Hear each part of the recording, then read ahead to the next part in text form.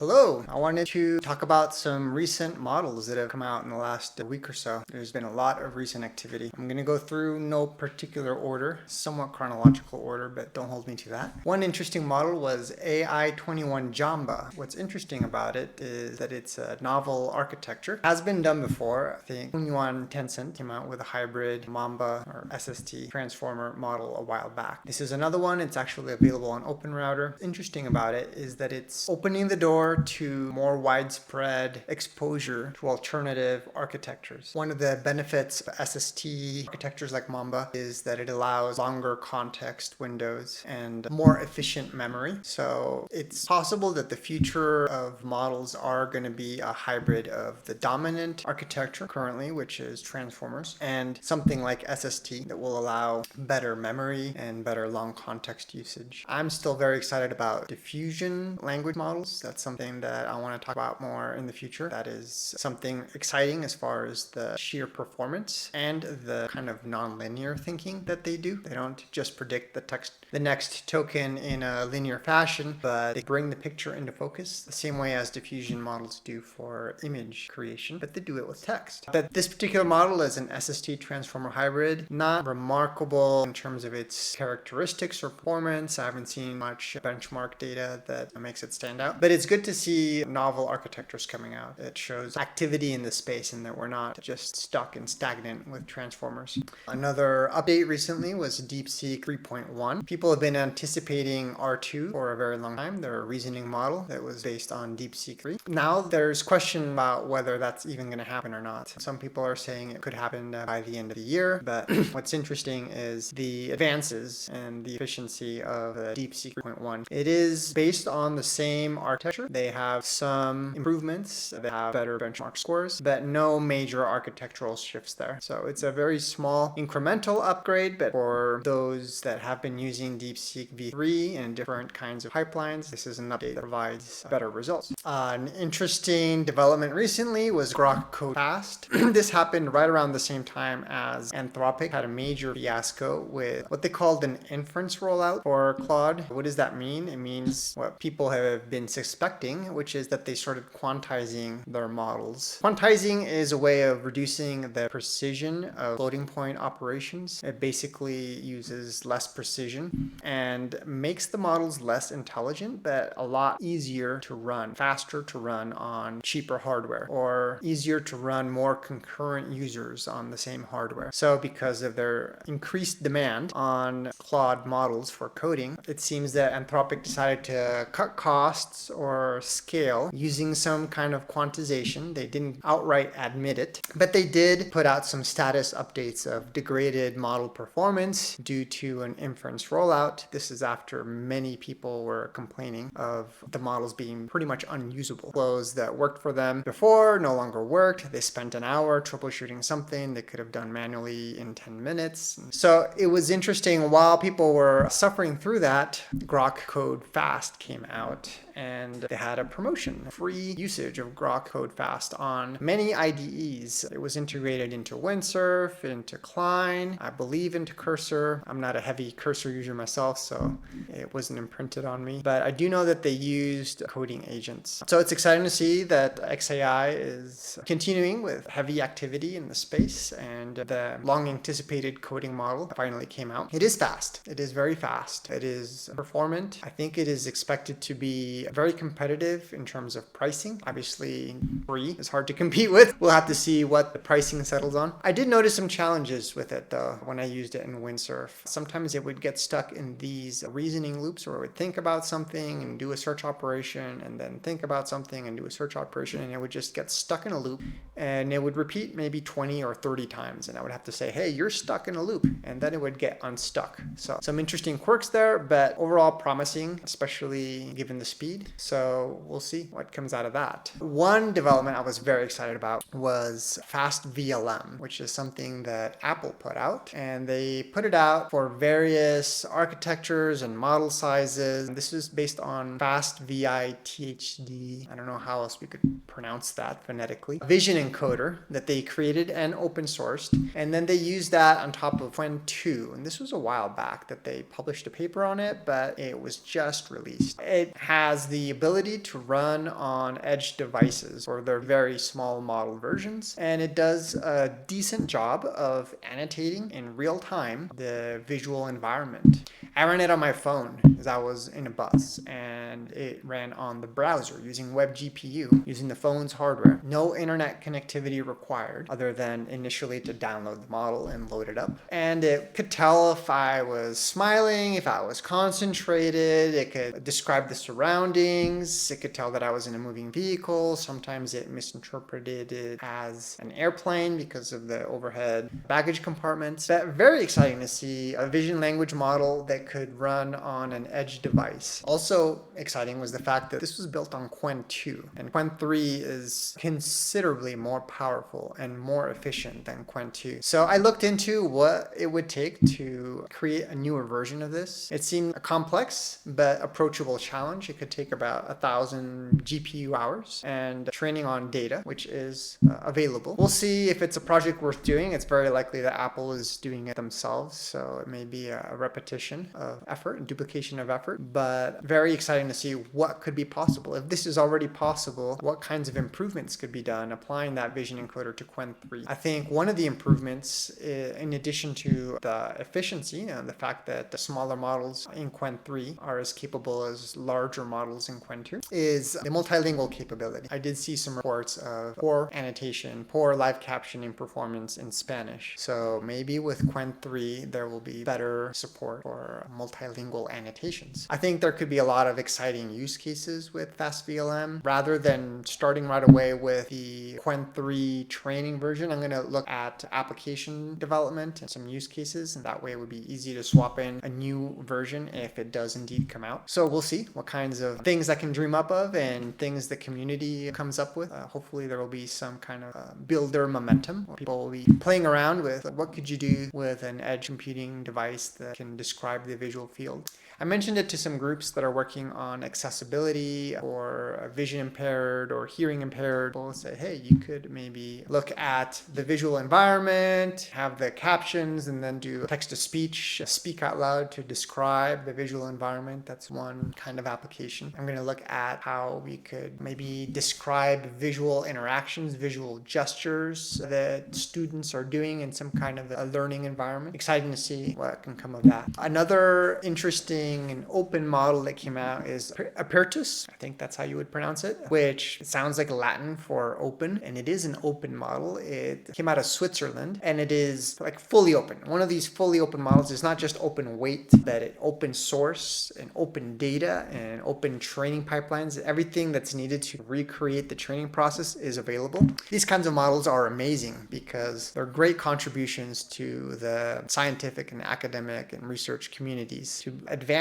the field of model development. So they're basically gifts to humanity. They're not meant to be something that is monetized and a frontier model, but something that can help to support research projects at frontier labs as well as universities, as well as research centers. So these kinds of open models are important contributions. They have some notable performance improvements compared to other open models. The main two other open models currently are Olmo from Allen Institute of Artificial Intelligence in Seattle and SmallLM from Hugging Face. So it's good to see that there's some movement in that area. I may reply to some threads where I've been discussing that on X and see if we can get some interest in looking at that model, looking at the training pipeline, seeing if there's lessons that can be done. I've been talking to some of the Hugging Face team that developed SmallLM. They mentioned that they collaborate with the Olmo team. So this kind of open collaboration, I think, is also really healthy. So I'm excited about that, and I'm excited about what that can enable and the kinds of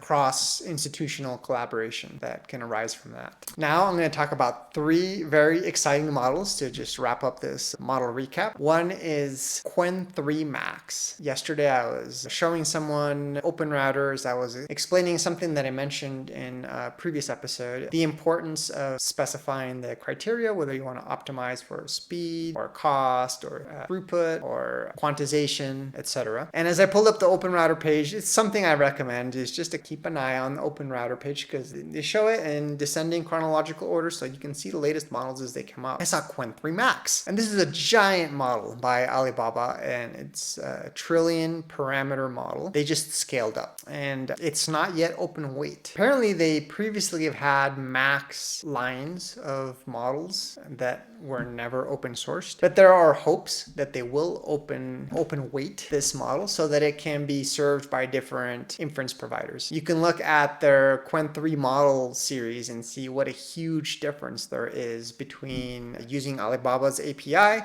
and using other inference providers in terms of throughput or latency or pricing, exactly what I was talking about in OpenRouter, what you want to optimize for. So hopefully they will open weight it and it can be served by different inference providers because it does seem to be substantially better, especially at mathematical reasoning, as well as science and code and other kinds of instruction following, etc. Basically, it's a smarter, bigger model. In order to run it on local hardware, you would need to be able to have probably some quantizations. A trillion parameter model is not an easy thing to host yourself. So they would have to open that up so that maybe Unsloth or other kinds of groups can come in and put out GGUF quantization of that model that will make it more feasible to run at least on an H100 or H200 machine or something that is easier to run than maybe an 8 GPU B200. We'll see what kinds of hardware requirements end up being necessary for this. But at least it's available via API, via OpenRouter, direct with Alibaba. The pricing is right up there with other frontier models, so it's not yet giving enormous price advantages. But it's good to maybe explore so that you can look at increased capabilities and then let the pricing and performance characteristics come into focus when other inference providers pick it up. So exciting to see that there's increased activity on the Qwen side. I'm a big fan of Qwen models and I've been using them a lot. So really cool to see some improvements in that area. Kimi K2 also came out with an update on the same day. Yesterday was a pretty exciting day with Qwen 3 Max and Kimi K2 0905, which that is open weighted. It's served by several inference providers. It was just an update to their existing model. Grok with a Q is serving them at around 500 tokens per second, but a pretty meager max output of 16K tokens. If you're generating small things at a time, then that's fine. There are other inference providers that are slower but have a larger output. They doubled their context window. It's now 256K, which is really important for long horizon agentic workflows, which is something that they're optimizing for. One of the advantages of this Kimi K2 update is increased agentic tool use. Also increased capabilities in UI, increased visual aesthetics and taste for creating user interfaces. So it could be worth giving this another shot. I originally tried out K2. I was very excited about K2, but found it limited for software development. Maybe this latest update is something that can push it past the point where it becomes really useful, especially in different agentic workflows. So excited to try that out. I was blown away by seeing those two major models launched on the same day. But it's not unseen. Before, I remember DeepSeek R1 launched on the same day as Kimi K1.5, and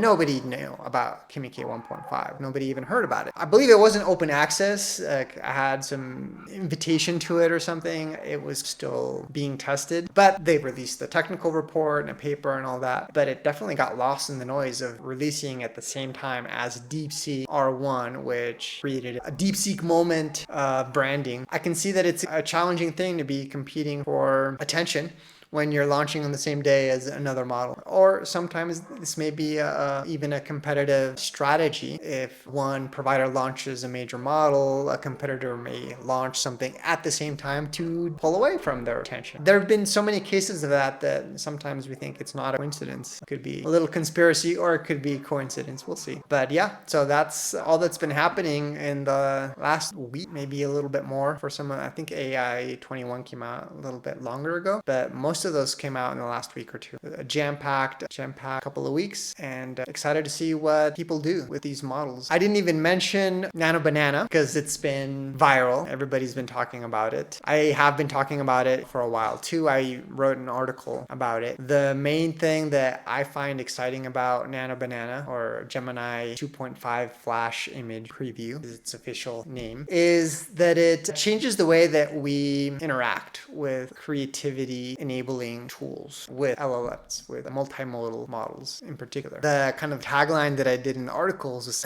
it's not a vending machine, it's a conversation. It's not give it a terse prompt and you get something out. We've had that capability for a while. But what this really enables is to take advantage of this persistent model of the asset and be able to iterate on it, being able to have a conversation, have several messages saying change this, change that. And that's why people have been making the analogy to Photoshop, to being able to use it as an editor because of that consistency of setting, of characters. You're able to say change one element and the other things stay constant. This enables really powerful workflows for content creation. One of the things that was exciting was it enabled new capabilities in video generation. One of the best ways to generate video is, instead of just straight text to video, using image to video. So you kind of have this intermediate step where you do a text to image and you create an image, and that could be your starting image. Or you could create keyframes. You could create different points in time with an image, and you create videos from those images at those points in time. That's something that has been happening for a while. I created a tool to automate that called TTV Pipeline. But now with this image editing capability, we're able to pass in an image and a prompt as input to create another image. That allows that consistency of character and the consistency of setting to maintain throughout the process of generating those keyframes, so that when you create a video, you don't have this kind of drift where the person's face changes over time or the background morphs over time. You're able to have consistency of characters and of settings. That is a very exciting thing. I integrated that into TTV Pipeline to use that image-to-image capability, and the results are pretty awesome. Looking at more advanced capabilities now that will allow more nuanced video generation. And I'm going to be playing around with creating music videos. I think music videos are very engaging, very entertaining, and the potential for virality is high. And I've been creating a lot of music recently using AI. Not create music by AI, but with AI. And this is one of the main points that I've been focusing on in my conversations around AI and creativity, is the difference between something that's made by AI or made with AI, with a human in collaboration with AI. There's a lot of philosophical explorations to be had around what is the role of humans and what is the role in AI in creativity, what makes something AI generated versus AI enhanced. And I think it's an important conversation to have, and it's an important exploration to contemplate. So I've been creating a lot of music, and I feel like I really want to create videos to go along with the music before releasing it. The music I've been making is mostly centered around AI. It's AI themed music about AI. And it would be amazing to release it with videos that make it really engaging and targeted to this niche segment of AI geeks. And now that we have more expansive capabilities for making videos, I think the time has come.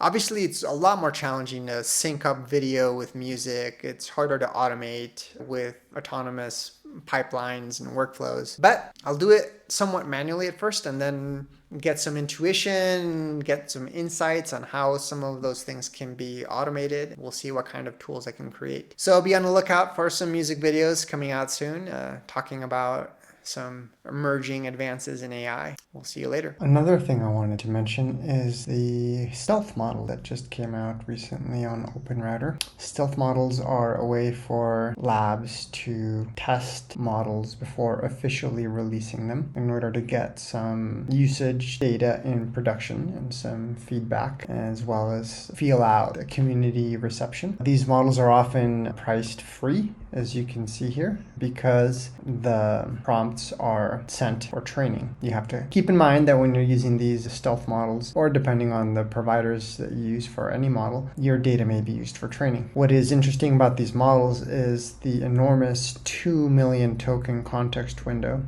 This is much larger than anything else that we've seen in the wild. We've seen theoretical large context windows, but never actually in practice. So seeing a model that actually really offers 2 million tokens is amazing. It seems like this is a very intelligent version. There's two different models here, Sonoma Sky Alpha and Sonoma Dusk Alpha. The Sky Alpha one is supposed to be the maximally intelligent, whereas the Dusk Alpha is the fast and intelligent. They're both general purpose models. These models are highly suspected to be XAI models, versions of Grok. People have been doing things like asking the model itself who it is, and it says that it is XAIs. So not very well hidden, not super stealth. It seems that this is indeed some kind of new upcoming version of Grok. I don't know whether it's Grok 4.2, that may be more conjecture, but it does seem highly likely that these are XAI models. So something to play around with, especially since it's free, and to see what you can do with 2 million token context window. That's going to open up some exciting use cases. One last thing I wanted to cover before I signed off for this episode was that a new agent came out. This is UI-TARS. There was a UI-TARS 2 technical report released, I believe, September 2nd. It's available on archive. I just found out about it today. I'm going to be diving into it. I never got a chance to check out UI-TARS before UI-TARS 2 came out. So now's the time. I'm very excited about that model for manipulating web browsers and helping to automate and facilitate work that I've been doing manually. So I'll let you know how it goes with that, and looking forward to playing with it.